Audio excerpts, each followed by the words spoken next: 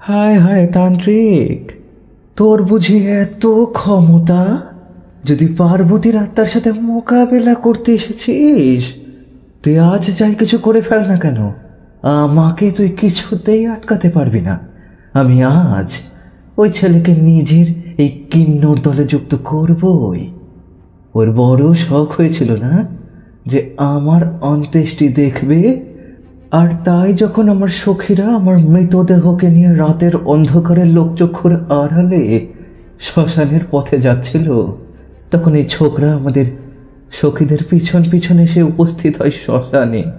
আর সেখানে উপস্থিত হয়ে এই ছেলে আমার সখীদের আর আমাদের পুরো কিন্নদের সমাজকে নিয়ে অনেক কুরুচিকর মন্তব্য করেছিল, আর আমার অন্ত্যেষ্টিক্রিয়াকে দূষিত করার চেষ্টা করেছিল। তাই আমি ওকে ছাড়বো না তান্ত্রিক, কিছুতেই ছাড়বো না। সমাজের লোকেরা আমাদের কিন্নদের নিয়ে অনেক অকথা কুকথা বলে, আর এমনকি আমাদের ছায়া পর্যন্ত মারাতে ঘৃণা পায়। আর তাই আমাদের শেষের সময়ে যখন আমরা মারা যাই, সেই তখন মধ্যরাতের পর আমাদের মৃতদেহ নিয়ে আমাদেরই গোষ্ঠীর লোকেরা শ্মশানে যায়। তখন এই সমস্ত ছেলেরা আমাদের কটূক্তি করতেও ছাড়ে না। তাই আমিও এবার ওকে আমাদের দলের মধ্যে যুক্ত করে আমাদের মতো করে ওকেও এইভাবে সমাজের হাসির পাত্র করব। আর তাহলেই আমার শান্তি হবে, আর আমার এই কাজে আমাকে কেউ বাধা দিতে পারবে না, কেউ না, আর তুইও না। আর তুই তো একজন সাধারণ তান্ত্রিক রে। আজ সাক্ষাৎ যদি বাহু যারা মাতাও যদি আমাকে বাধা দিতে আসেন, তাহলে সেও ব্যর্থ হবেন।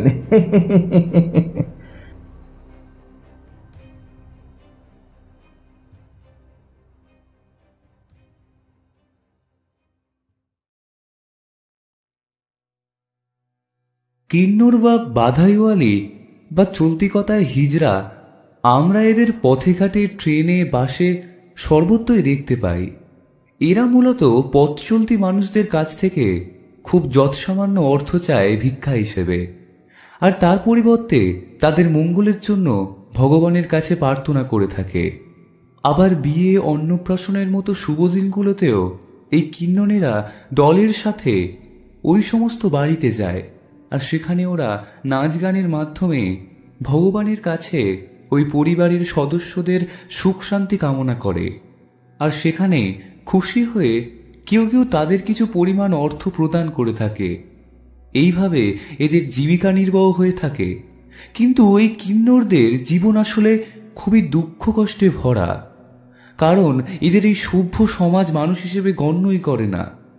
যে সমস্ত মানুষদের মঙ্গলের জন্য এই কিন্নরেরা দিন রাত খালি ভগবানের কাছে প্রার্থনা করে চলে, কিন্তু সেই সমস্ত সভ্য সমাজের মানুষেরা এদেরকে দেখলে থুতু ছেটায়, অশালীন মন্তব্য করে, আর এদেরকে দিয়ে নানান রকমের ব্যঙ্গ বিদ্রুপ করে থাকে।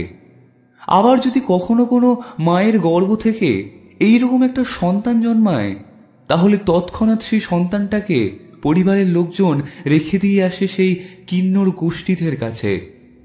আর এমনই একজন কিন্নর ছিল পার্বতী, যাকে ঠিক 5 বছর বয়সে ওর বাবা আর মা রেখে দিয়ে এসেছিল কলকাতা শহরের এক প্রত্যন্ত কিন্নরদের বস্তিতে। জন্মের পর প্রথম কয়েক বছর পার্বতীর পরিবারের লোকজন কোনো অস্বাভাবিকতা লক্ষ্য করেনি। ওরা পার্বতীকে ছেলের মতো লালন পালন করেছিল। তখন ওর নাম ছিল মোহিত সামন্ত। যখন মোহিতের 3 বছর বয়স, তখন একদিন ওর মা দেখল মোহিত একটা বাচ্চা মেয়ের মতো কপালে লাল টিপ, হাতেও পায়ে চুড়ি পরে আর নুপুর পরে মেঝেতে বসেছিল, আর 2 হাতে কিন্নরদের মতো তালি দিচ্ছিল। এই দৃশ্য দেখে ওর মা ভয় পেয়ে গেল, আর তারপর মোহিতের বাবাকে ডেকে এই সমস্ত কিছু দেখালো। এরপর যখন ধীরে ধীরে মোহিত 5 বছরে পা দিল, তখন ওর মধ্যে কিন্নরদের প্রায় সমস্ত বৈশিষ্ট্য ফুটে উঠেছিল। আর তাই নিন্দার ভয় থেকে বাঁচতে মোহিতের বাবা মা একদিন মোহিতকে জোর করে নিয়ে গেল আলিপুরের কাছে এক কিন্নরদের আশ্রমে।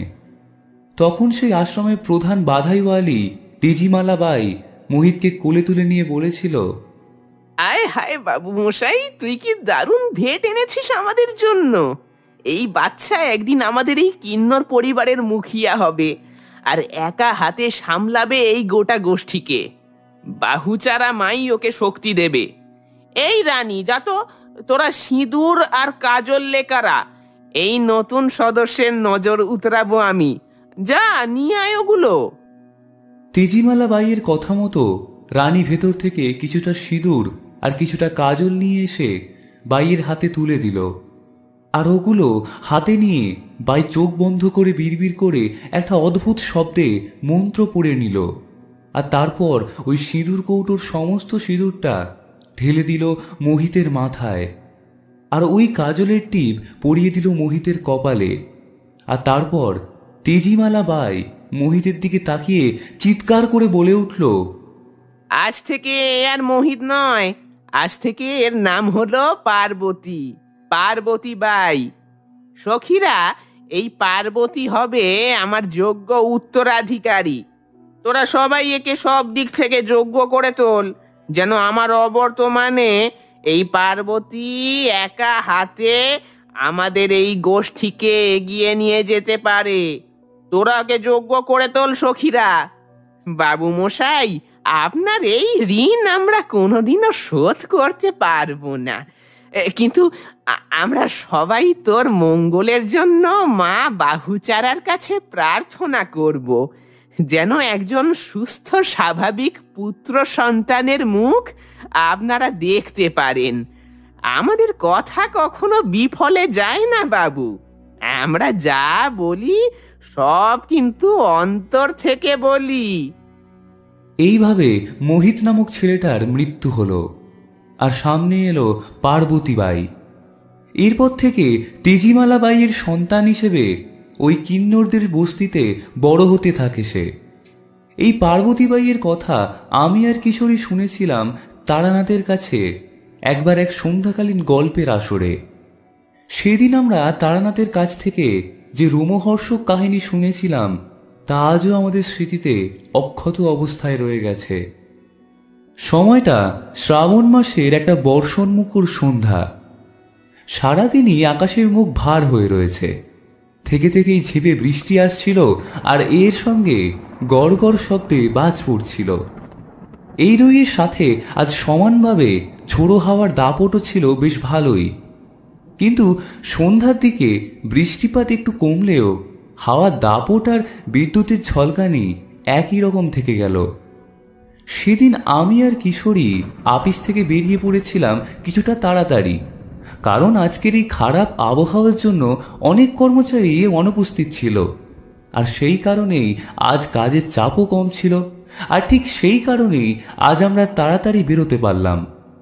আপিস থেকে বেরিয়ে কিশোরী আমাকে বলল, ভাইয়া, এই বৃষ্টিমুখর সন্ধ্যায় বাড়িতে গিয়ে আর কি করব, তার থেকে বরং চলো এখান থেকে একটা ট্রাম ধরে নিয়ে মঠ লেনে তারানাথের বাড়ি যাই, আর আজকে এই সন্ধ্যাবেলায় তার কাছ থেকে কিছু ভৌতিক গল্প শুনে আসি।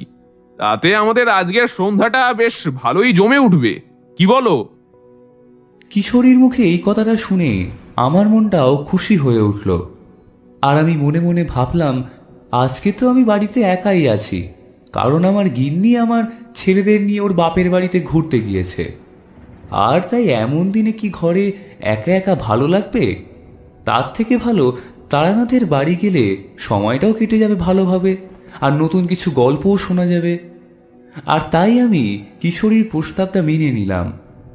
এরপর আমরা দুজনে এগিয়ে গিয়ে একটা ফাঁকা ট্রামে উঠে পড়লাম। তারপর সেই ট্রাম তার আপন গতিতে এগিয়ে চলল কলকাতা শহরের রাজপথ ধরে। আর ট্রামের জানলা দিয়ে আমি আর কিশোরী দেখতে লাগলাম বৃষ্টি ভেজা কলকাতার রাজপথগুলো। আমি দেখলাম রাস্তার বেশ কিছু জায়গায় এক হাঁটু জল দাঁড়িয়ে গেছে। এই সমস্ত দৃশ্য দেখতে দেখতে প্রায় ঘণ্টাখানেক পর আমাদের ট্রামটা এসে উপস্থিত হলো মঠলেনের সামনে। এরপর আমি আর কিশোরী নেমে পড়লাম ট্রাম থেকে। এরপর আমি মঠলেনের সরু গলিটার ভেতর ঢোকার আগে পাশে তেলে ভাজার দোকান থেকে কিছু ফুলুরি আর আলুর চপ কিনে নিলাম। আর কিশোরী মুদির দোকান থেকে একটা পাসিং শুয়ের প্যাকেট কিনে নিল। এরপর আমরা দুজন প্রবেশ করলাম মটলেনের সরু গলিটার ভেতর। প্রতিবারেই যখন এই গলিটার ভেতর প্রবেশ করি তখনই এক প্রাচীনত্বের স্পর্শ পাই আমি। আর তখন আমার মনে হয় যে আমি এই 20 শতকের কলকাতাকে পিছনে ফেলে ফিরে গেছি সেই 19বিংশ শতাব্দীর কলকাতার বুকে। আর এরই মধ্যে গলিটার একদম শেষ প্রান্তে 1 শতাব্দী প্রাচীন বাড়ি, আর তার দেওয়ালের গায়ে রয়েছে এক সাইনবোর্ড, আর সেখানে আজও জ্বলজ্বল করছে সেই একটাই নাম, তারানাথ জ্যোতির্বিনোদ। আর এই নামটার নিচের সেই বিশিষ্ট ব্যক্তিদের স্বাক্ষর আজও তারানাথকে জনমানসে প্রসিদ্ধ করে রেখেছে। যদিও এখন আর তেমন পয়সা নেই, কিন্তু এককালে এই তারানাথ তন্ত্রশক্তিকে কাজে লাগিয়ে অনেক পয়সা উপার্জন করেছিলেন। কিন্তু ক্ষমতার অপপ্রয়োগ করার জন্য অর্থ যে পথ দিয়ে এসেছিল ঠিক সেই পথেই ফিরে যেতে লাগলো। আর একটা সময় পর তারানাথের ক্ষমতাও কমে গেল, আর অর্থকড়িও কমে গেল। আর এখন শুধু তারানাথ ওই হাত দেখা, কোষ্ঠী বিচার এবং চন্দ্র দর্শন করতে পারেন। ক্ষমতা বলতে শুধু এইটুকুই তারানাথ করতে পারেন। আর এই আমাদের মতো গুণগ্রাহী শ্রোতাদের কাছে নিজের জীবনের নানান ধরনের অলৌকিক ঘটনার কথা বলে নিজের অতীত জীবনের স্মৃতি রোমন্থন করেন। এই সমস্ত কিছু ভাবতে ভাবতে কখন যে তারানাথের বাড়ির সদর দরজার সামনে এসে উপস্থিত হয়েছি তা নিজেও বুঝতে পারিনি। সেখানে পৌঁছে কিশোরী দরজায় টোকা দিল, আর সঙ্গে সঙ্গে ভেতর থেকে ভেসে এলো চারির কণ্ঠস্বর, একটু দাঁড়ান, আসছি। এরপর আমরা কিছুক্ষণ দরজার বাইরে দাঁড়িয়ে রইলাম। তারপর চারি এসে দরজাটা খুলে দিল। আমাদের দুজনকে দেখে ওর মুখটা হাসিতে ভরে উঠল। আরে কাকা বাবু, আপনারা আসুন আসুন, ভেতরে আসুন। বাবা বৈঠকখানায় আছেন। আসলে কয়েকদিন ধরে না বাবার মনটা একদম ভালো নেই। এই কয়েকদিনে একজনও কুষ্টি করাতে বা হাত দেখাতে আসেনি, তাই বাবার কোনো উপার্জনও হয়নি। ওই যেটুকু জমানো টাকা পয়সা ছিল সেই দিয়েই কোনো মতে আমরা চালাচ্ছি। তাই বাবার মনটাও না একদম ভালো নেই। কিন্তু এই যে এখন আপনারা চলে এসেছেন, আপনাদের দেখলে বাবার মনটাও একদম ভালো হয়ে যাবে।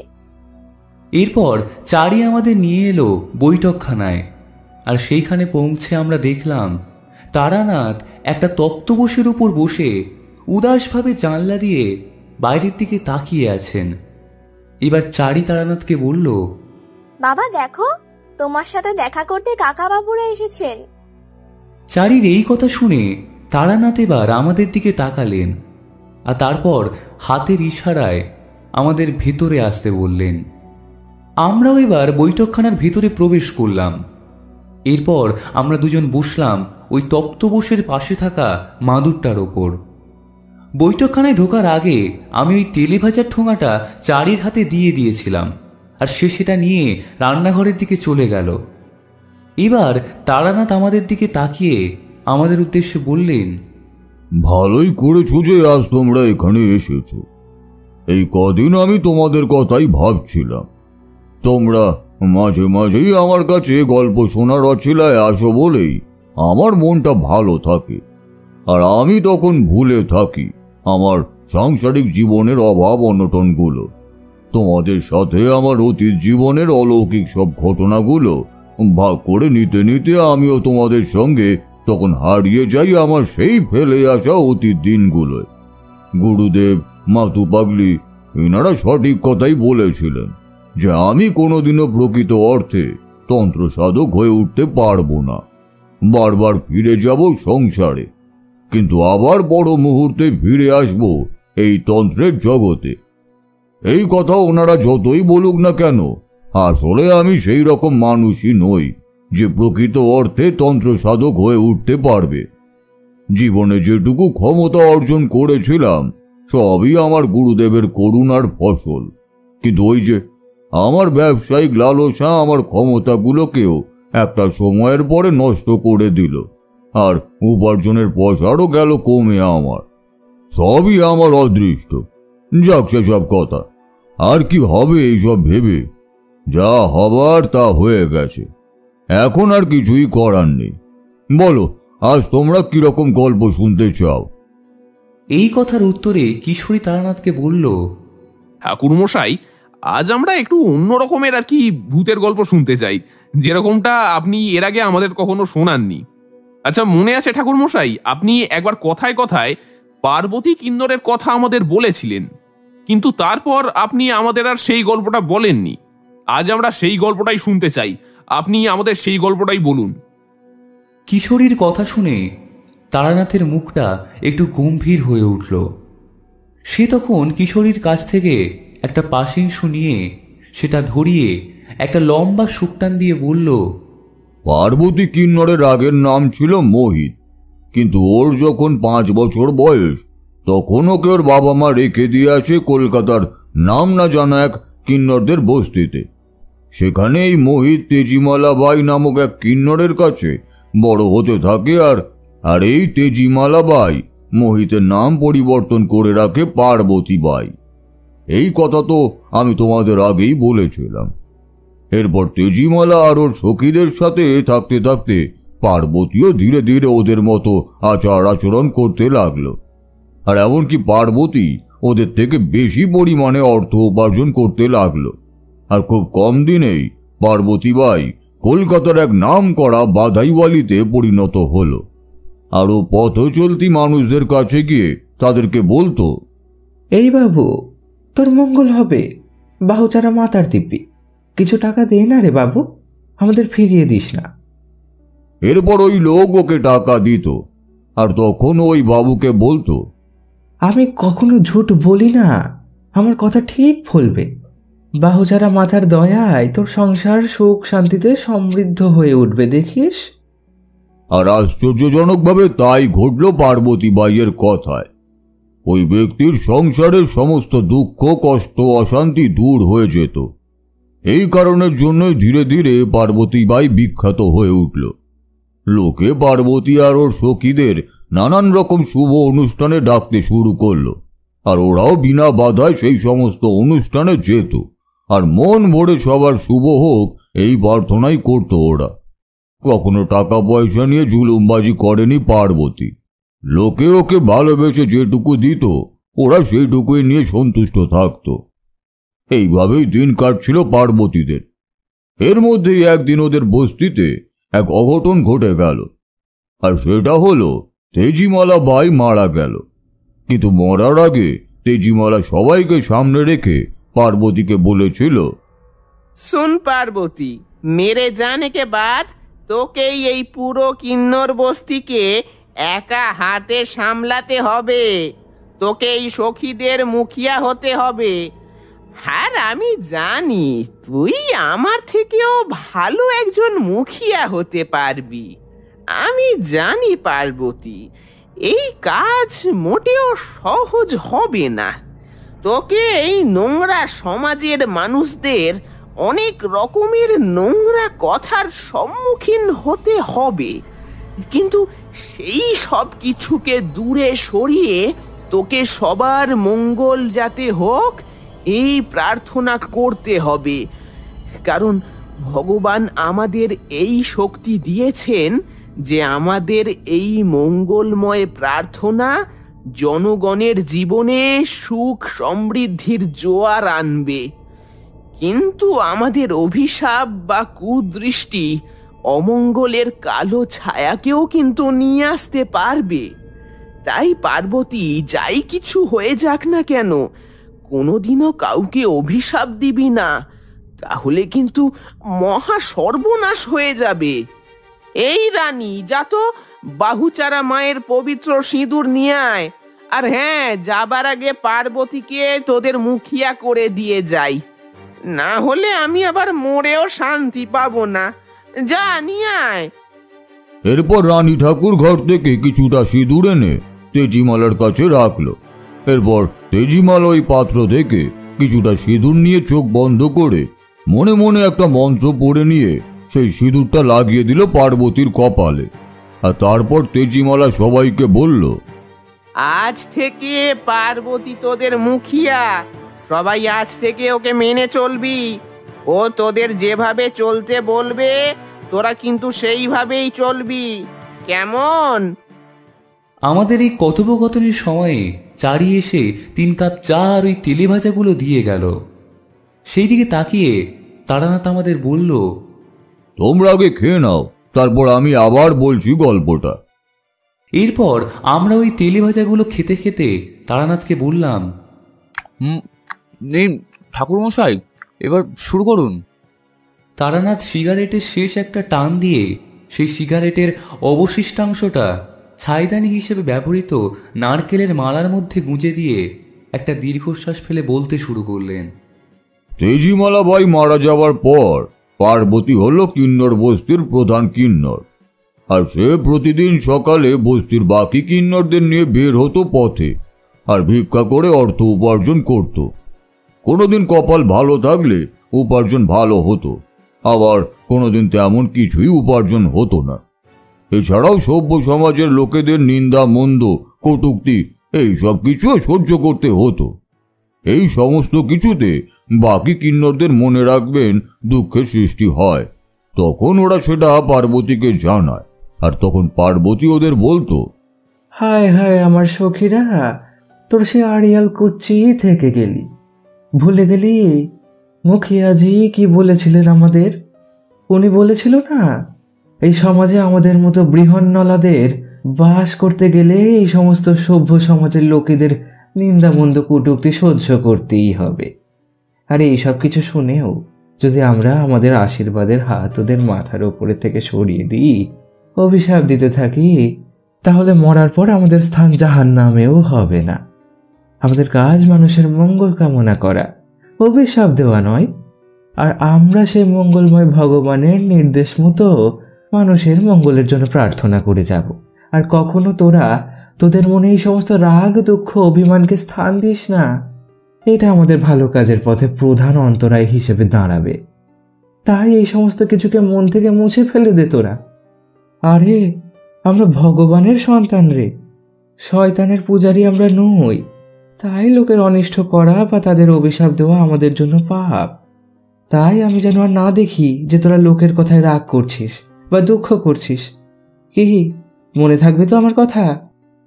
এরপর ওই সখীদের মধ্যে চাপার পদ্ম নামক দুজন সখী ছিল। পদ্ম পার্বতীকে বলল, হ্যাঁ পার্বতী, আমরা তোমার কথা মনে রাখব। আর কোনো দিনও আমরা আমাদের মধ্যে সভ্য সমাজের লোকেদের জন্য রাগ অভিমান থাকবে না। আমরা শুধু ওনাদের মঙ্গলের জন্য ভগবানের কাছে প্রার্থনা করে যাব, আর কখনো তোমার কাছে ওদের বিরুদ্ধে নালিশ নিয়ে আসবই না। এই আমরা তোমাকে কথা দিলাম। সখীদের এই কথা শুনে মনে মনে খুব খুশি হলো পার্বতী। তারপর সে মনে মনে বাহুচারা মাতার প্রণাম জানিয়ে বলল, হে মা, তুই আমাদের দেখিস, আমরা যেন চিরকাল মানুষের মঙ্গল কামনা করে যেতে পারি। কখনো যেন কোনো মানুষের ক্ষতির কারণ না হই। সবসময় যেন তোর কৃপা দৃষ্টি সবসময় যেন আমাদের উপরে থাকে। এই আশীর্বাদ কর তুই আমাদের। এরপর থেকে পার্বতীর কথা মতো শত লাঞ্ছনা, কটূক্তি সহ্য করেও পার্বতীর সখীরা তাদের কাজ করে যেতে লাগলো। কিন্তু এরপর যে ঘটনাটা ঘটল এই বস্তিতে, সেটা ঘটার পর ওই কিন্নর বস্তির কিন্নরদের জীবন এক লোহময় ছন্ন ছাড়া হয়ে গেল। ওরা হয়তো আশাও করেনি যে এইরকম কোনো অঘটন ওদের জীবনে নেমে আসতে পারে, কিন্তু সেই অঘটনটা ঘটেই গেল ওদের জীবনে। একদিন সন্ধ্যাবেলায় প্রতিদিনকার মতোই পার্বতী আর ওর সখীরা স্নান করে পরিষ্কার কাপড় পরে বাহুচারা মাতার পুজো দিয়ে যথারীতি ভিক্ষা করতে বেরিয়ে পড়ল। সবাই শহরের বিভিন্ন প্রান্তে ছড়িয়ে পড়ে ভিক্ষার সন্ধানে। এভাবে ওরা সেদিন শহরের বিভিন্ন প্রান্ত থেকে ভিক্ষা সংগ্রহ করছিল। কিন্তু হঠাৎই পার্বতী যখন ভিক্ষা সংগ্রহের জন্য রাস্তা পারাপার করতে যাচ্ছিল, ঠিক তখনই পেছন থেকে একটা গাড়ি এসে সজোরে ধাক্কা মারে ওকে, আর সঙ্গে সঙ্গে ছিটকে পড়ে যায় রাস্তায়। ওর মাথাটা ঠুকে যায় একটা লাইট পোস্টে। এরপর ও জ্ঞান হারিয়ে ফেলে। ওর কপাল বেয়ে তাজা রক্তের ফলুধারা বেরিয়ে আসতে থাকে, আর ওর শরীরটা থরথর করে কাঁপতে থাকে। ওই দৃশ্য দেখে অনেক লোক ওই স্থানে জড়ো হয়, কিন্তু কেউই একটা কিন্নরের এইরকম অবস্থায় সাহায্যের জন্য এগিয়ে আসেননি। কাজেই ওই স্থানেই পড়ে রইল পার্বতী। এই রকম কয়েকবার থরথর করে ওঠার পর একটা সময়ের পর নিস্তেজ হয়ে পড়ে পার্বতীর শরীরটা, এবং এইভাবে ওই স্থানেই মারা গেল সে। পার্বতীর মৃতদেহটা পড়ে রইল রাস্তার একপাশে। সারাদিনের ভিক্ষা সংগ্রহের পর যখন পার্বতীর সখীরা ফিরছিল, তখন ঘটনাচক্রে ওরা ওই রাস্তা দিয়েই ফিরছিল যেখানে পার্বতীর মৃতদেহটা পড়েছিল। ওরা যখন ওই রাস্তা দিয়ে ফিরছিল, তখন ওদের নজর চলে গেল রাস্তার একটা নির্দিষ্ট দিকে, আর সেদিকে তাকিয়ে দেখল কিছু লোক গোল করে জমা হয়ে দাঁড়িয়ে আছে কিছু একটাকে ঘিরে। সন্দেহ নিরসনের জন্য ওরা এবার ওই দিকে এগিয়ে গেল।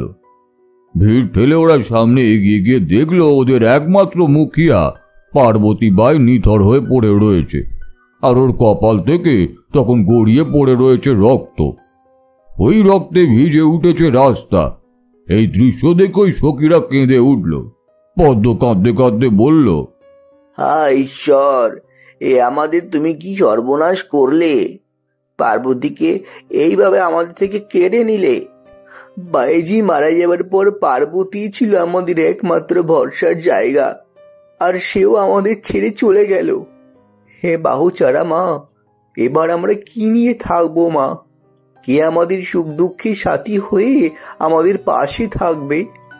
আমরা তো আমাদের সেই ভরসার ভিতটাকে আজ হারিয়ে ফেললাম। এরপর ওই সখীদের মধ্যে চাঁপা সখী বাকি সখীদের বলল, সখীরা, তোরা পার্বতীকে নিয়ে বস্তিতে চললো, ওখানেই আমরা আমাদের পার্বতীকে শেষবারের জন্য ভালোভাবে সাজিয়ে দিই। অন্তিম কাজটাও তো করতে হবে আমাদেরই। চল চল তোরা, এখানে এইভাবে আর পার্বতীকে রাখিস না রে। এতে পার্বতীর শরীর যে দোষ পাবে, তখন আর আমাদের পার্বতীর আত্মা মুক্তি পাবে না। কিন্তু সেটা হোক আমি চাই না। চল চল, পার্বতীকে নিয়ে ফিরে চল বস্তিতে, চল না। এরপর চাপা সখীর কথা মতো বাকি সখীরা পার্বতীর মৃতদেহটাকে একটা ভ্যানের উপর রেখে ভ্যানটাকে চালিয়ে এগিয়ে গেল বস্তির দিকে। যথারীতি ঘন্টা খানেক পর ওরা এসে উপস্থিত হলো বস্তির সামনে। বস্তিতে উপস্থিত হয়ে ওরা এবার ধীরে ধীরে পার্বতীর মৃতদেহটাকে সবাই মিলে ভ্যান থেকে নামিয়ে নিয়ে গেল ঘরের ভেতরে। ঘরে প্রবেশ করে পদ্ম সখী তাড়াতাড়ি মেঝেতে একটা মাদুর বিছিয়ে দিল, আর তারপর পার্বতীর মৃতদেহটাকে ওই মাদুরের উপর শুইয়ে দিল। এবার ওরা সবাই গোল হয়ে মাদুরের চারিদিকে বসল। নিজেদের চোখের সামনে পার্বতী বাইকে এইভাবে নিথর হয়ে পড়ে থাকতে ওরা ওদের চোখের জল ধরে রাখতে পারছিল না। কারণ যখন মোহিত ওদের ওই বস্তিতে এসেছিল, তখন এই সখীরাও ছিল প্রায় মোহিতেরই সমবয়সী। ওরা সবাই একসাথেই বড় হয়েছিল তেজিমালার তত্ত্বাবধানে, আর সেই তেজিমালা বাই মোহিতের নাম পরিবর্তন করে রেখেছিল পার্বতী বাই, আর বলেছিল, আজ থেকে আর মোহিত নয়, আজ থেকে এর নাম হলো পার্বতী, পার্বতী বাই। সখীরা, এই পার্বতী হবে আমার যোগ্য উত্তরাধিকারী। তোরা সবাই একে সব দিক থেকে যোগ্য করে তোল, যেন আমার অবর্তমানে এই পার্বতী একা হাতে আমাদের এই গোষ্ঠীকে এগিয়ে নিয়ে যেতে পারে। তোরা ওকে যোগ্য করে তোল সখীরা। তেজিমালার কথা সত্যি প্রমাণিত হয়েছিল। পার্বতী সময়ের সাথে সাথে যোগ্য হয়ে উঠেছিল এই কিন্নর পরিবারের মুখিয়া হবার জন্য, আর সে সব সময় সখীদের ভালো পথে চলার, ভালো কাজ করার উপদেশ দিত। কিন্তু আজ সেই পার্বতীকেই এমন নিথর হয়ে পড়ে থাকতে দেখে ওদের চোখের জল আজ আর বাদ মানছিল না। কিন্তু এইভাবে তো ওরা পার্বতীর মৃতদেহকে দোষ পেতে দেবে না, আর তাই এবার পদ্ম ওদের বলল, সখীরা, চলো এবার আমরা পার্বতীকে সাজিয়ে দিই। আমাদের মুখিয়া ছিল পার্বতী, তাই ওর শেষ যাত্রার সময় আমরা ওকে পূর্ণ মর্যাদার সাথে চিরবিদায় জানাবো। কেউ আর চোখে জল ফেলবে না, কারণ আমরা যত চোখে জল ফেলবো পার্বতীর আত্মা তত কষ্ট পাবে। তাই আমরা হাসি মুখে পূর্ণ মর্যাদার সাথে আজ ঠিক রাত 12টার পরে সবাই যখন ঘুমিয়ে পড়বে, তখন আমরা পার্বতীকে নিয়ে অন্তিম যাত্রায় বের হব। এরপর সমস্ত সখীরা পার্বতীর কপালে চন্দনের ফোঁটা, স্মৃতিতে বাহুচারা মায়ের সিঁদুর পরিয়ে দিল। এরপর পার্বতীর গায়ে পরিয়ে দেওয়া হলো পার্বতীর সব থেকে প্রিয় লাল রঙের একটা শাড়ি, আর তারপর রজনীগন্ধার মালা, গাঁদা ফুলের মালা দিয়ে ওর শরীরটা ঢেকে দেওয়া হলো, আর সবশেষে ওর পা দুটোতে আলতা পরিয়ে দেওয়া হলো। ইতিমধ্যেই চাঁপা সখী আর যমুনা সখী দুজনে একটা খাটিয়া জোগাড় করে আনলো, যেটায় পার্বতীকে শুয়ে ওরা শ্মশানে নিয়ে যাবে। পদ্ম সখী সারা ঘরে ধূপকাঠি জ্বালিয়ে দিল। এরপর ওরা অপেক্ষা করতে লাগলো মধ্যরাত হবার। সময় ধীরে ধীরে এগিয়ে চলল। দেখতে দেখতে রাস্তায় লোক চলাচল একদম কমে এলো, চারিদিক নিস্তব্ধ হয়ে এলো। ঘড়ির কাঁটা তখন জানান দিচ্ছিল রাত 12:05, অর্থাৎ মধ্যরাত এসে উপস্থিত হয়েছে। এরপর চাঁপা সখী সবাইকে বলল, হলো সখীরা, সময় হয়ে গেছে, পার্বতীকে নিয়ে আয়, আমাদের যে এবার বেরোতে হবে। আর এখন কান্নাকাটি করে লাভ হবে না রে, আমরা আমাদের পার্বতী সখীকে চিরদিনের মতো হারিয়ে ফেলেছি, আর কাল থেকে আমরাও সেই স্নেহ মাখানো ডাক শুনতে পাবো না রে। দুঃখের সময় আর কেউ আমাদের বুকে জড়িয়ে ধরবে না, আর কেউ বলবে না তুই তো আড়িয়াল কাচ্চি আছিস মনা। সব শেষ হয়ে গেল, আমাদের সব শেষ হয়ে গেল।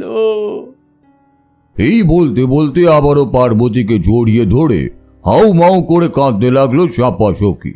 তারপর সবাই ওকে কোনো মতে শান্ত করলো।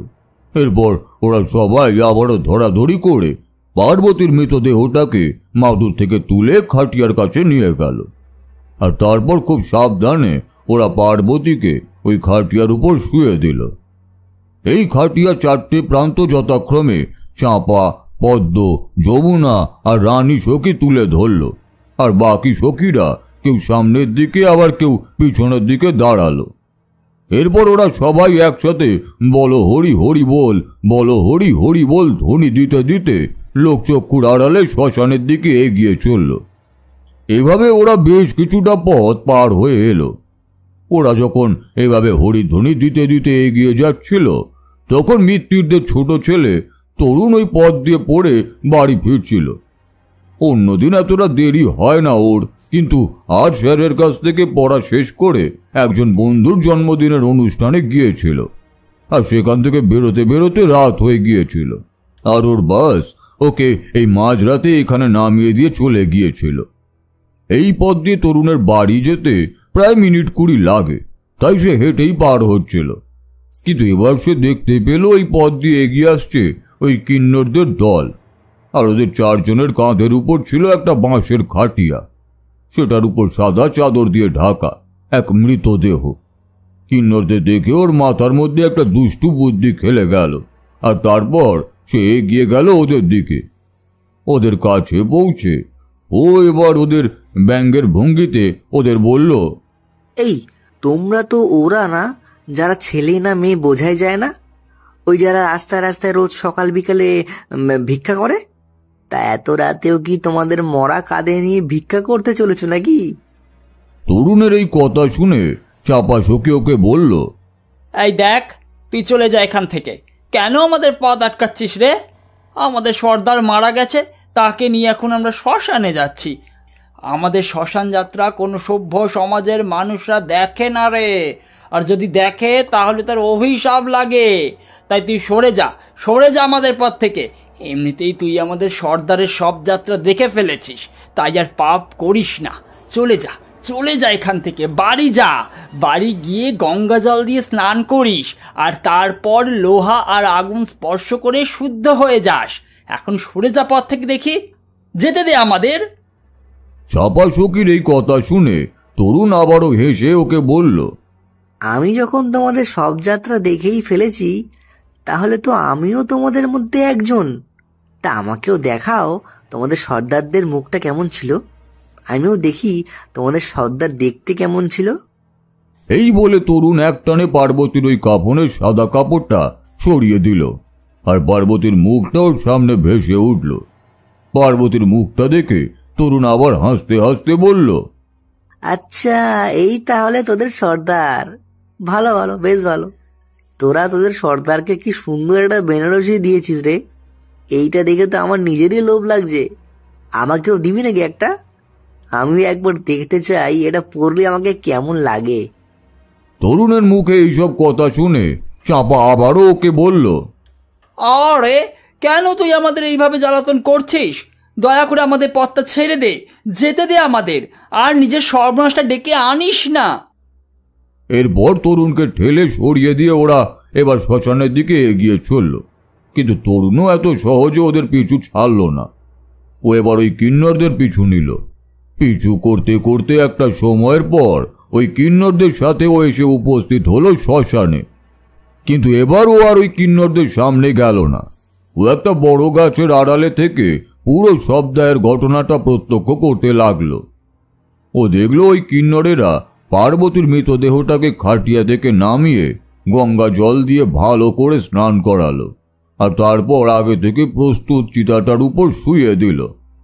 এবার ওরা সবাই প্রত্যেকে একটা করে জ্বলন্ত মশাল হাতে তুলে নিয়ে ভগবানের কাছে পার্বতীর সদ্গতির জন্য প্রার্থনা করতে করতে পরপর 7 বার ওই চিতাটাকে প্রদক্ষিণ করল।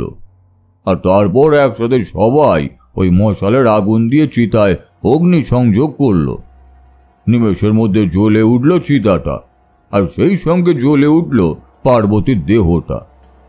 এরপর ওই চিতাটাকে ঘিরে বাকি কিন্নরেরা হাতে হাততালি দিতে দিতে পাগলের মতো নাচতে শুরু করে, আর সেই সঙ্গে ভেসে আসতে থাকে কিন্নরদের বুক ফাটা কান্না আর হাহাকারের শব্দ। এতক্ষণ ওই বড় গাছের আড়ালে লুকিয়ে দেখে তরুণ এই পুরো ঘটনাটা প্রত্যক্ষ করেছিল। কিন্তু হঠাৎই তরুণের সারা শরীর এক অজানা ভয়ে শিহরিত হয়ে উঠল। ওর মনে হতে লাগলো ওই জ্বলন্ত চিতার ভেতর থেকে কেউ যেন ক্রমাগত ওর দিকে নজর রেখে চলেছে। তাই এবার তরুণ ওখান থেকে এক দৌড়ে বাইরে বেরিয়ে এলো, আর তারপর কোনো রকমে বাড়ি পৌঁছে নিজের ঘরে প্রবেশ করে চুপচাপ শুয়ে পড়ল। কিন্তু কিছুতেই ওর ঘুম এলো না। চোখ বন্ধ করলেই ওর সামনে ভেসে উঠছিল পার্বতীর সেই মরা মুখটা, সেই শ্মশানের জ্বলন্ত চিতা, আর সেই চিতার চারপাশে সেই কিন্নরদের নাচ আর তাদের হাহাকারের শব্দ। এই সব কিছু কথা ভাবতে ভাবতে এক সময় ওর চোখ দুটো লেগে এসেছিল, আরো ঘুমিয়েও পড়েছিল। এইভাবে কতক্ষণ সে ঘুমিয়েছিল জানে না সে, কিন্তু হঠাৎই এক অদ্ভুত শব্দে ওর ঘুমটা ভেঙে গেল। ঘুম ভাঙতেই ও শুনতে পেল ওর পুরো ঘরটা জুড়ে এক অপার্থিব হাতে হাতে তালি দেওয়ার শব্দ প্রতিধ্বনিত হচ্ছে। এই শব্দ তার পরিচিত, কারণ আজ শ্মশানে সে এই শব্দটাই শুনেছিল। তাই এবার ও ভয়ে ভয়ে বলল, কে কে আছে? এই ঘরে কে আছে? দেখো, আমাকে ভয় দেখিও না। লুকিয়ে না থেকে আমার সামনে চলে এসো। ভয় দেখিও না আমাকে বৃথা। এভাবে হাতে তালির শব্দে আমাকে ভয় দেখানো কিন্তু যাবে না, বুঝতে পারলে? সামনে এসো। তরুণের কথা শেষ হবার আগেই একটা অপার্থিব হাসির শব্দ ভেসে এলো ওর কানে। সেই হাসি কোনো রক্ত মাংসের মানুষের ছিল না। সেই হাসি থামার পর তরুণের ঘরের দরজাটা বিকট শব্দ করে খুলে গেল, আর সঙ্গে সঙ্গে একরাশ শীতল বাতাসের ঝাপটা এসে লাগলো ওর মুখে। এরপরও দেখলো ওই অন্ধকারের ভেতর থেকে 1 পা 2 পা করে ওর দিকে এগিয়ে আসছিল এক কিন্নর, হাতে তালি দিতে দিতে। এই কিন্নরের মুখটা আর পরনের কাপড়টা দেখে মাথায় যেন বজ্রাঘাত হলো তরুণের, কারণ সে চিনতে পেরেছিল যে এই সেই কিন্নরদের সর্দার পার্বতী কিন্নর। কিন্তু এখানে কি করে এলো?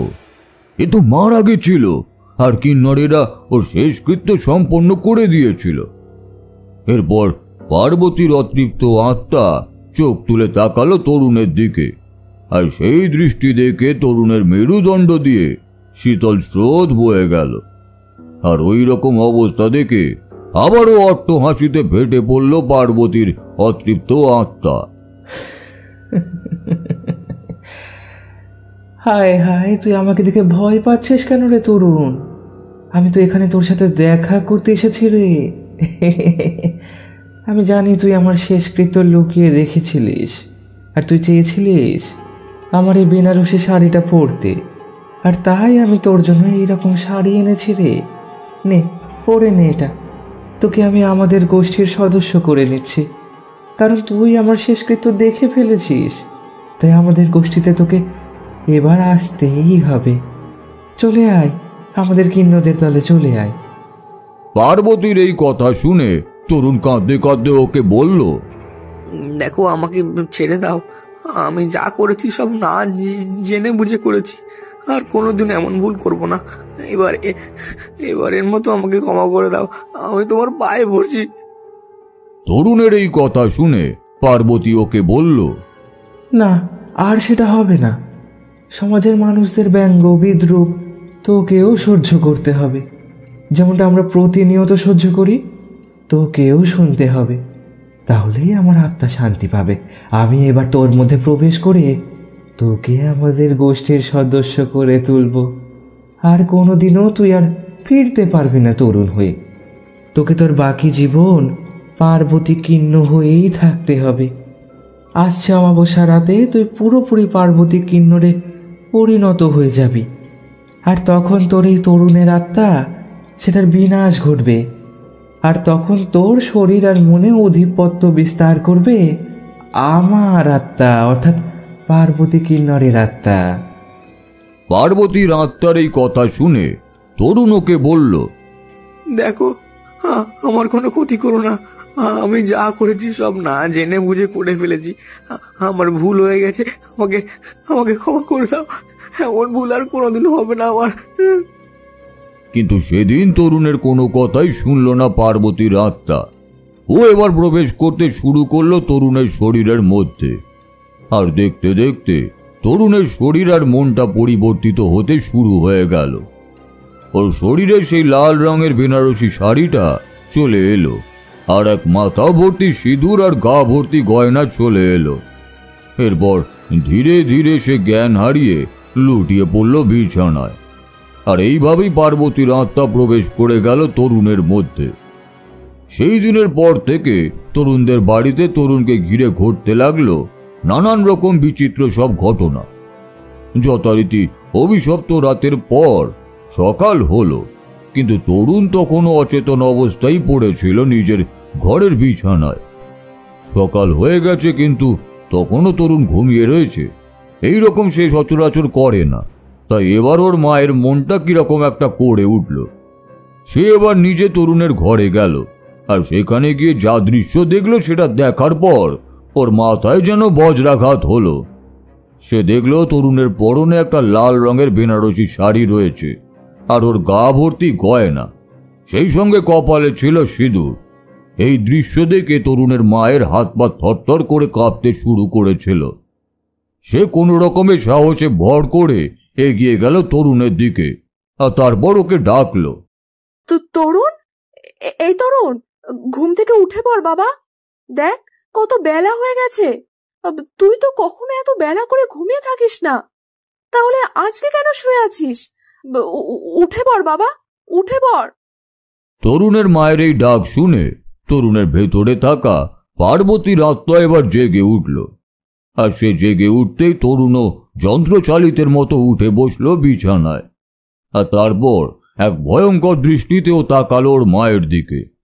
সেই দৃষ্টি ছিল ঠিক মৃত মাছের দৃষ্টির মতো, শীতল ও স্থির দৃষ্টি। আর এই দৃষ্টি একমাত্র মৃত মানুষদেরই হয়ে থাকে। এরপর তরুণের মধ্যে থাকা পার্বতীর অতৃপ্ত আত্মা এক ভয়ঙ্কর অট্ট হাসি দিয়ে উঠল, আর সেই হাসির রেখাও ফুটে উঠল তরুণের মুখে। আর সেই সঙ্গে তরুণ কিন্নরদের মতো হাতে তালি দিয়ে সে তার মাকে বলল, আমি তরুণ নই, আমি পার্বতী, পার্বতী বাই। তোর তরুণ মারা গিয়েছে, আর এখন ওর এই দেহে আমার বাস, তাই ভুলে যা তরুণের কথা। এখন থেকে আমি এই বাড়িতে থাকবো। আমি তোকে যা বলবো সেই মতো তুই চলবি। এখন যা এখান থেকে, আমাকে এখন বেরোতে হবে। আমার কাজে। আমার সখীরা ওদিকে আমার জন্য অপেক্ষা করছে। সরে যা আমার সামনে থেকে, আমাকে যেতে দে। এরপর তরুণের মাকে এক ধাক্কা দিয়ে সরিয়ে দিয়ে যন্ত্রচালিতের মতো তীর বেগে ঘর থেকে বেরিয়ে বাইরে চলে গেল তরুণ। আর সেই সঙ্গে তরুণের মা শুনতে পেল নূপুরের ঝমঝম শব্দ। সে এবার এসে দাঁড়ালো সদর দরজার সামনে, আর সেখানে দাঁড়িয়ে সে দেখতে পেল তরুণ প্রায় ছুটে চলেছে বড় রাস্তার দিকে। আর শুধু সে একা ছিল না, ওর সাথে সমান তালে হেঁটে চলেছিল আরো এক ছায়া মূর্তি। এই দৃশ্য দেখে তরুণের মা তাড়াতাড়ি ঘরে চলে এলো। ঘরে এসে সে দরজা বন্ধ করে দিল। ভয়ের চোটে ওনার সর্বাঙ্গ ঠকঠক করে কাঁপছিল, আর সেই সঙ্গে ওনার চোখ দিয়ে গড়িয়ে পড়ছিল জল। কারণ আজ থেকে ঠিক 1 বছর আগে তরুণের বাবা এক পথ দুর্ঘটনায় মারা যায়। আর সেই দিন থেকে তরুণকে বুকে জড়িয়ে তরুণের মা অনেক সংগ্রাম করে বেঁচে রয়েছেন। কিন্তু আজ ছেলের এহেন আচরণ দেখে ওনার সেই বেঁচে থাকার ইচ্ছাটাও চলে গিয়েছে। আর অন্যদিকে তরুণ গিয়ে উপস্থিত হয় সেই কিন্নরদের বস্তিতে।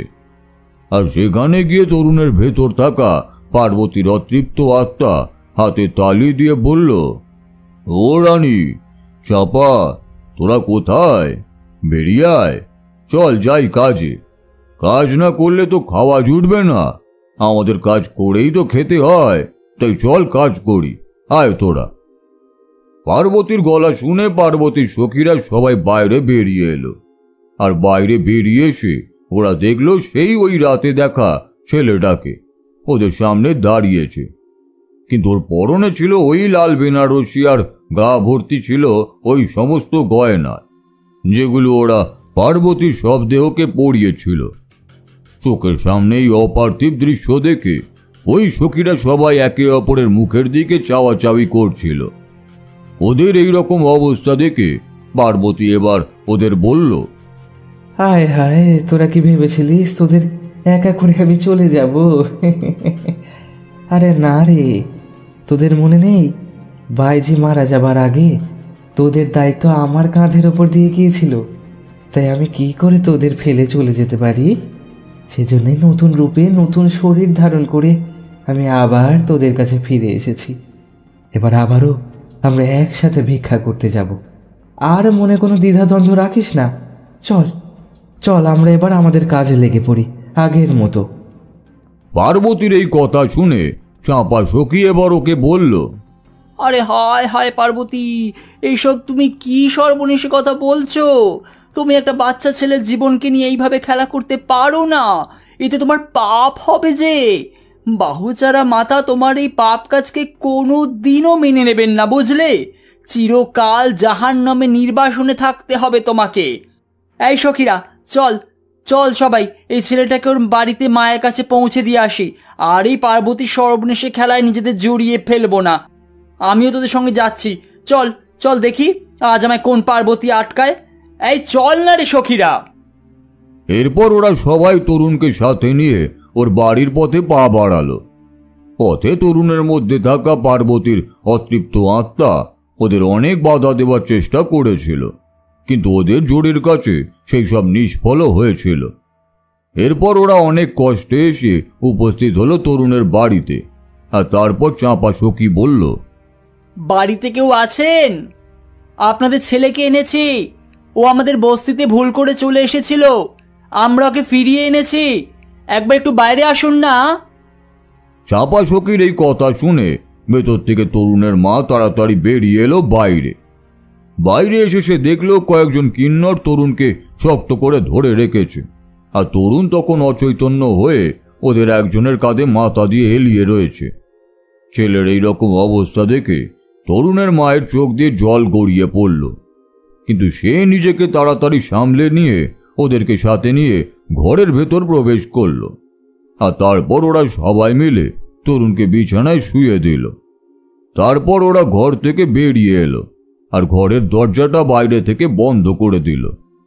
এরপর চাপা সখী তরুণের মাকে বলল, দেখুন মা, আমি জানি আপনার মনে এখন বিবিধ প্রশ্নের ঝড় উঠেছে, আর আপনি বুঝতে পারছেন না যে কিভাবে এর সমাধান করবেন। কিন্তু আমি জানি আমি জানি আপনার ছেলের ঠিক কি হয়েছে। ওর মধ্যে আমাদের এই কিন্নর দলের মুখিয়া পার্বতী বাইয়ের অতৃপ্ত আত্মা প্রবেশ করেছে। কারণ আপনার ছেলে গতকাল মাঝরাতে যখন আমরা আমাদের পার্বতী সখীর মৃতদেহকে নিয়ে শ্মশানে যাচ্ছিলাম, তখন আপনার ছেলে সেই দৃশ্যটা দেখে ফেলেছিল। আর তার ফলেই আমাদের পার্বতীর মুক্তির পথ বন্ধ হয়ে যায়। আর সে অতৃপ্ত আত্মারূপে প্রতিশোধের তাড়নায় আপনার ছেলের শরীরে প্রবেশ করে যায়। আর এরই ফলে ও আপনার ছেলেকে পুরোপুরি নিজের বশবর্তী করে তুলবে, আর ওর মাধ্যমে ও চিরকাল বেঁচে থাকবে। ওর মৃত্যু কোনোদিনও হবে না। কিন্তু আপনি ভয় পাবেন না মা, আমরা এখনো চাইলে সব কিছু ঠিক করতে পারি। আমাদের এই কলকাতা শহরে এমন একজন আছেন যিনি এই বিপদ থেকে আপনাকে আর আপনার এই ছেলেকে রক্ষা করতে পারবে। তার নাম হলো তারানাথ তান্ত্রিক। তিনি এই মটলেনেই থাকেন। আমি খুব ভালোভাবে ওনাকে চিনি। আপনি আজই এখনই আমার সাথে ওনার কাছে চলুন আর ওনাকে সবটা জানান। আমার বিশ্বাস পারলে একমাত্র উনি পারবেন আপনাদের এই বিপদ থেকে রক্ষা করতে। তাই আর বিলম্ব করবেন না মা, আমাদের এক্ষুনি ওনার কাছে যেতে হবে। কিন্তু আমার সখীরা এখানেই থেকে তরুণকে পাহারা দিক, ততক্ষণে আমরা না হয় ওনাকে এখানে নিয়ে আসি। চলুন মা, তাড়াতাড়ি চলুন, আমাদের হাতে একদম সময় নেই। এরপর তরুণের মাকে সঙ্গে নিয়ে আমার মটলেনের বাড়ির উদ্দেশ্যে রওনা দিল। তরুণদের বাড়ি থেকে আমার এই মটলেনে আসতে প্রায় মিনিট 20 সময় লাগে, আর তাই ওরা খুব তাড়াতাড়ি এসে উপস্থিত হলো আমার বাড়ির সদর দরজার সামনে। এরপর চাপা সখী দরজায় টোকা দিল আর বলল, ঠাকুরমশাই, ঠাকুরমশাই, দয়া করে একটিবার দরজাটা খুলুন। আমাদের খুব বড় বিপদ হয়েছে। আপনি ছাড়া আমাদের আর কেউ রক্ষা করতে পারবে না। দয়া করে দরজাটা খুলুন ঠাকুরমশাই। চাপার এই ডাক শুনে আমি তাড়াতাড়ি সদর দরজাটা খুলে দিলাম। আমি যেহেতু চাপাদের আগে থেকেই চিনতাম, তাই ওকে আর তরুণের মাকে নিয়ে বৈঠকখানায় প্রবেশ করলাম। বৈঠকখানায় প্রবেশ করে ওরা মাদুরে বসলো আর আমি তক্তপোষে বসলাম। এরপর চাপা একটু ধাতস্থ হয়ে আমাকে শুরু থেকে সমস্ত ঘটনা বিস্তারিতভাবে বর্ণনা করতে শুরু করলো, আর আমিও খুব মন দিয়ে পুরো ঘটনাটা শুনতে লাগলাম। কারণ এই রকম ঘটনা আমার কাছে কিছুটা হলেও নতুন ছিল। কিন্নরদের অতৃপ্ত আত্মার মুখোমুখি এর আগে আমি কখনোই হইনি, তাই জিনিসটা মন দিয়ে না শুনলে এর প্রতিকারের ব্যবস্থা করা যাবে না। পুরো ঘটনাটা শোনার পর আমি ওদের বললাম, আজ মধ্যরাতে অমাবস্যা লাগবে। ঠিক সেই সময় পার্বতীর অতৃপ্ত আত্মা তরুণের শরীর আর মনে সম্পূর্ণরূপে প্রভাব বিস্তার করবে, আর তোমাদের তরুণ চিরকালের জন্য পার্বতী বাইয়ে রূপান্তরিত হয়ে উঠবে। কিন্তু সেটা হয়ে গেলে তরুণ আর কোনোদিনও নিজের রূপে ফিরতে পারবে না। সেটা যাতে না হয়, তাই আজকে মধ্যরাতের সেই সন্ধিক্ষণকেই কাজে লাগাতে হবে। যখন অমাবস্যা লাগতে শুরু করবে, সেই সময় আমি যজ্ঞে বসবো আর পার্বতীর অতৃপ্ত আত্মাকে আবাহন করব সেই যজ্ঞস্থলে।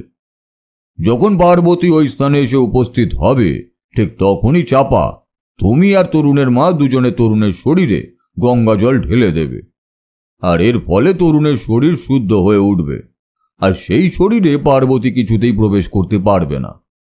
আর তারপর আমি পার্বতীর ওই আত্মার দিকে কিছুটা মন্ত্রপুত সিঁদুর ছিটিয়ে দেব।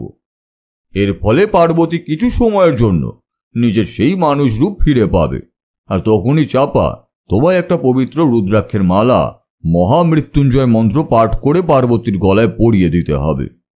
ওই রুদ্রাক্ষের মালার জন্য পার্বতীর চারিদিকে পবিত্র আগুন জ্বলে উঠবে, আর সেই আগুনে পার্বতীর শরীর ধীরে ধীরে জ্বলে উঠবে, আর ওর শরীরটা একটা উজ্জ্বল আলোক বলয়ে পরিণত হয়ে শূন্যে মিলিয়ে যাবে অন্তিমে। এইভাবেই আমরা তরুণকে রক্ষা করতে পারব। কিন্তু এই কাজে পদে পদে বিপদ ঘটার সম্ভাবনা রয়েছে, তাই আমাদের খুব সাবধানতার সাথে কাজটা করতে হবে। যদি একটু ভুল হয় তাহলেই কিন্তু সব শেষ। এই কথা বলার পর আমি আর সময় অপচয় না করে চাপার তরুণের মাকে সাথে নিয়ে বেরিয়ে পড়লাম তরুণের বাড়ির উদ্দেশ্যে।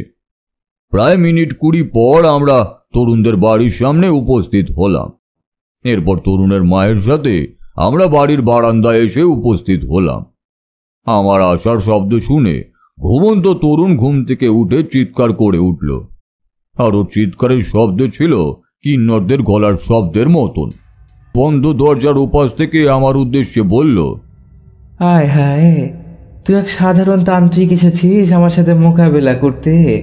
পারবি না, পারবি না, তুই কিছুতেই এই ছোকরাকে রক্ষা করতে পারবি না। আজ অমাবস্যা রাতে আমি চিরকালের জন্য এই শরীরে নিজেকে লীন করে দিয়ে অমর হয়ে যাব। তোরা আজকের এই ঘটনার সাক্ষী হয়ে থাকবি। আর তান্ত্রিক, তুই আমার কিচ্ছু করতে পারবি না, বুঝলি?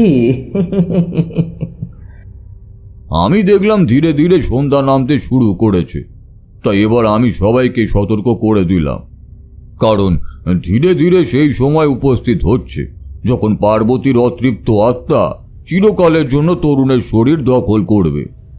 সবাইকে আমি বললাম কেউ যেন ভয় না পায়। আজ এমন অনেক কিছু ঘটবে যেগুলো দেখলে মনের ভয়ের সৃষ্টি হবে। ওরা সবাই মন দিয়ে আমার কথাগুলো শুনল। এরপর আমি তরুণদের বাড়ির ছাদের উপর গেলাম আজকের মধ্যরাতের যজ্ঞের আয়োজনগুলো করতে। যথারীতি আয়োজন করতে করতে প্রায় মধ্যরাতের দোরগোড়ায় চলে এলাম। এখন আমার চারপাশের প্রকৃতিতে বিরাজ করছিল এক অপার্থিব নিস্তব্ধতা। আমি মনে মনে অনুমান করতে পারলাম মহেন্দ্রক্ষণ আসতে আর বেশি সময় নেই। তাই এবার আমি নিচে এসে তরুণের মা আর চাঁপাদের বললাম তরুণকে নিয়ে ছাদে আসতে। এরপর ওরা অত্যন্ত সাবধানতার সাথে ধীরে ধীরে দরজা খুলে প্রবেশ করলো তরুণের ঘরে। ওরা ঘরে প্রবেশ করার আগে আমি মন্ত্র পড়ে ওদের সবার গাত্রবন্ধন করে দিলাম। তাই ওরা নির্ভয়ে প্রবেশ করে গেল ওই ঘরে। এরপর ওরা সবাই প্যাঁজা কোলা করে তরুণকে বিছানা থেকে তুলে ধীরে ধীরে বাইরে বেরিয়ে এলো। তরুণ এখন অচৈতন্য অবস্থায় আছে, তাই কাজটা তুলনামূলক সহজ ছিল ওদের পক্ষে। এরপর ওরা আমার পিছন পিছন ছাদে এসে উপস্থিত হলো। এবার আমার কথা মতো তরুণকে ছাদের একটা নির্দিষ্ট জায়গায় শুয়ে দিল। আর তারপর আমি তরুণকে ঘিরে পবিত্র ভস্য দিয়ে একটা গণ্ডি কেটে দিলাম। আর তারপর আমি ওদেরকে একটা নির্দিষ্ট স্থানে বসিয়ে ওদের চারপাশেও একটা গণ্ডি করে দিলাম। আর তারপর ওদের বললাম, তোমরা কেউই এই গণ্ডির বাইরে পা রাখবে না। এর বাইরে পা রাখলে সমূহ বিপদ হতে পারে। তোমরা কিন্তু চুপচাপ ওই স্থানেই বসে থেকো। এরপর আমি আমার আসনে এসে বসলাম আর মন্ত্র পড়ে অগ্নিকুণ্ডে অগ্নি সংযোগ করে দিলাম। এবার আমি চোখ বন্ধ করে এক মনে পার্বতীর অতৃপ্ত আত্মাকে আহ্বান করতে লাগলাম। পার্বতী, তুমি যদি আমার আশেপাশে থাকো তাহলে আমার সামনে উপস্থিত হও। আমি তোমাকে দেখতে চাই। পার্বতী, তুমি আমায় দেখা দাও। তুমি এসো এই স্থানে, এসো। আমি যখন এইভাবে আহ্বান করছিলাম ঠিক তখনই শো শো করে একরাশ ধুলোর ঝড় আমার আশেপাশের ঘূর্ণির মতো ঘুরতে শুরু করলো। আর সেই সঙ্গে কর্কর শব্দে বাজ পড়ার মতো শব্দ আমার কানে ভেসে আসতে শুরু করলো। আমি এবার চোখ মেললাম আর চোখ মেলে আমি দেখলাম আমার থেকে ঠিক কয়েক হাত দূরে ছাদের কার্নিশের উপর দাঁড়িয়ে রয়েছে এক দীর্ঘদেহী ছায়ামূর্তি। অন্ধকারের মধ্যে আগুনের ভাটার মতো দিকি দিকি করে জ্বলছিল ওই ছায়ামূর্তির চোখ দুটো। এরপর ওই ছায়ামূর্তি এক গগনবিদারী অট্টহাসি দিয়ে উঠল। আর সেই শব্দ শুনে এই নিস্তব্ধ রাত্রির নিস্তব্ধতা এক লহমায় চুরমার হয়ে গেল। আমি এবার তরুণের মা আর চাঁপাকে নির্দেশ দিলাম যে ওদের হাতে যে গঙ্গা জলের ঘটিটা আছে সেই ঘটির জলটাকে গণ্ডির ভেতর থেকে তরুণের দিকে ছিটিয়ে দিতে। এর ফলে ওই অশরীরী কিছুতেই আর তরুণের শরীরের ভেতর প্রবেশ করতে পারবে না। আমার নির্দেশ মতো ওরা ওই জলটা তরুণের দিকে ছিটিয়ে দিল। আর সঙ্গে সঙ্গে এক অদৃশ্য কবচ তৈরি হয়ে গেল তরুণের চারপাশে। এই দৃশ্য দেখে ওই ছায়ামূর্তি এক আর্ত চিৎকার করে উঠল। এরপর আমি কিছুটা পবিত্র সিঁদুর ওই ছায়ামূর্তিকে লক্ষ্য করে ছিটিয়ে দিলাম। আর মুহূর্তের মধ্যেই ওই ছায়ামূর্তি নিজের রূপ ধারণ করল। আমরা সবাই দেখলাম এই ছায়ামূর্তির বাস্তবিক রূপটা এ আর কেউ নয়, স্বয়ং পার্বতী বাই। আমাকে দেখে পার্বতী বাই তীব্র আক্রোশ ভরা কণ্ঠে বলল, হায় হায় তান্ত্রিক, তোর বুঝি এত ক্ষমতা যদি পার্বতীর আত্মার সাথে মোকাবেলা করতে এসেছিস, তুই আজ যাই কিছু করে ফেল না কেন, আমাকে তুই কিছুতেই আটকাতে পারবি না।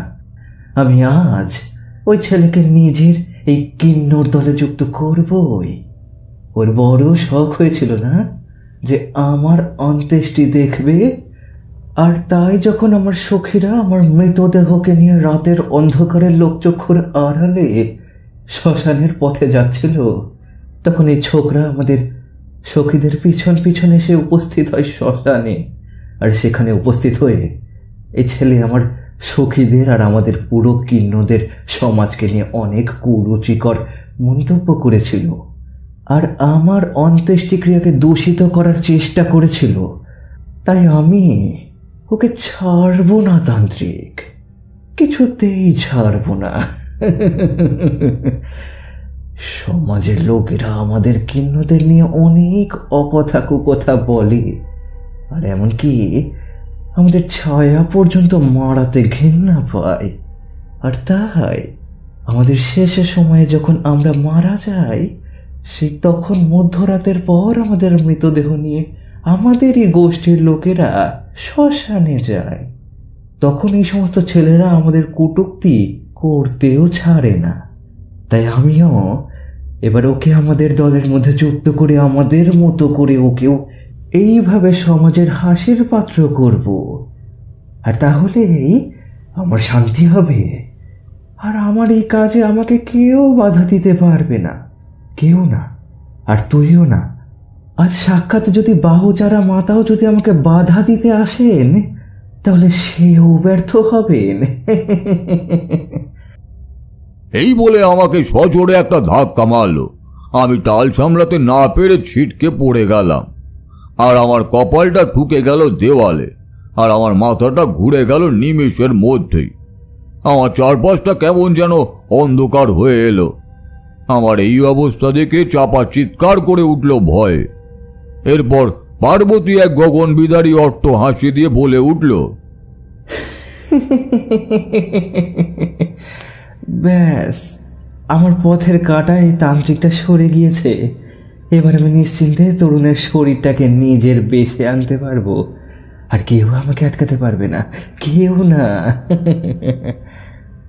পার্বতী যখন এক পা করে এগিয়ে যাচ্ছিল তরুণের দিকে, তখন চাপা পেছন থেকে বলে উঠল, থামো পার্বতী, এই কাজ তুমি করো না। এইসব করে তুমি নিজের মুক্তির পথ নিজেই বন্ধ করে দিচ্ছ। তুমি কি ভুলে গেছো সেই সব দিনের কথা, যখন আমরা সভ্য মানুষদের কটূক্তির নালিশ তোমার কাছে করতে এলে তুমি আমাদের বলতে ওদের প্রতি রাগ অভিমান না করে ওদের মঙ্গলের জন্য ভগবানের কাছে প্রার্থনা করতে। আর তুমিই আমাদের শিখিয়েছিলে যে আমরা মানুষদের ভালোবাসি, ওদের প্রতি প্রেম করি, কিন্তু কখনো ওদের অভিশাপ দিই না। আমরা ওদের মঙ্গলের জন্য কাজ করি, ওদের খারাপ হোক এটা কখনোই আমরা চাই না।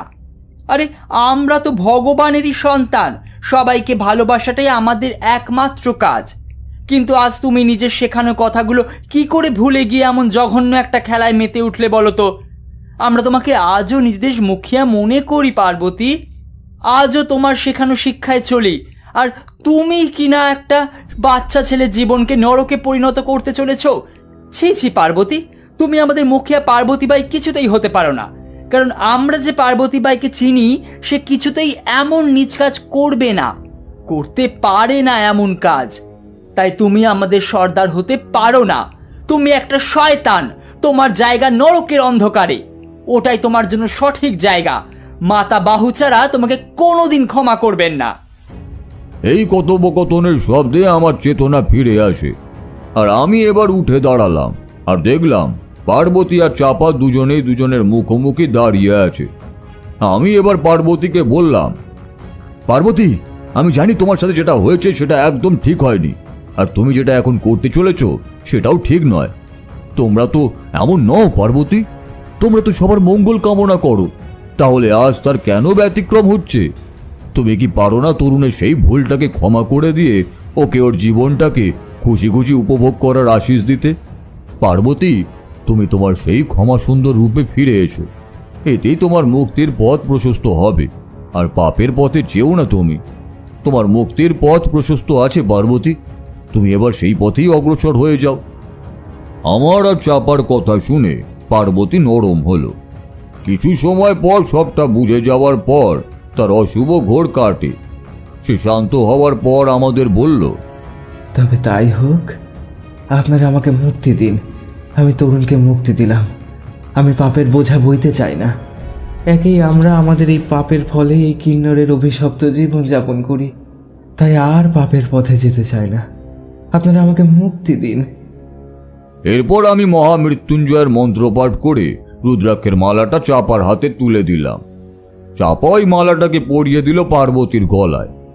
এরপর আমাদের সবার চোখের সামনে পার্বতীর শরীরটা এক উজ্জ্বল আলোক বলয়ে পরিণত হয়ে ধীরে ধীরে শূন্যে মিলিয়ে গেল। ধীরে ধীরে পরিস্থিতি স্বাভাবিক হয়ে এলো। তরুণেরও জ্ঞান ফিরে এলো। জ্ঞান ফিরতেই ও পুরোপুরি স্বাভাবিক হয়ে গেল। কিন্নররা ওকে মন প্রাণ দিয়ে আশিস দিল, আর আমিও ওকে আশিস দিয়ে সেদিনের মতো ওখান থেকে চলে এলাম।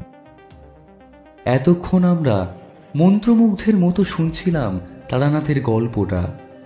গল্প শেষ হতেই আমরা সেদিনের মতো তারানাথের কাছ থেকে বিদায় নিলাম। এক অদ্ভুত ভালো লাগা ও মন খারাপের মিশ্র অনুভূতি নিয়ে আমি আর কিশোরী বাড়ির পথে চলতে শুরু করলাম।